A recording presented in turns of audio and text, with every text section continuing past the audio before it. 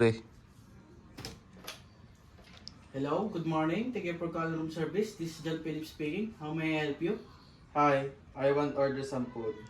Okay, sir. Do you have the menu with you? It's on the table next to your bed. Did you see it? Yes, May I have your name and room number, please? my name is Cyrus Collarin and my room number is 16. Thank you for that information. Okay, Mr.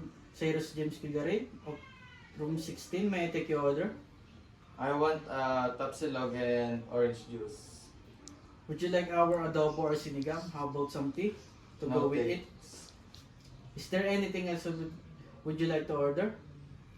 That will be all. Thank you. Okay, Mr. Cyrus James Kilgare, may I repeat your order? Your order is Tapsi and orange juice. Is that correct? Yes, that's perfect. Your order will be delivered within 15 to 20 minutes. Would you like us to deliver right away or specific time? Yes, The total amount of your bill is 50 pesos. Are you paying cash in charge into your room? yes.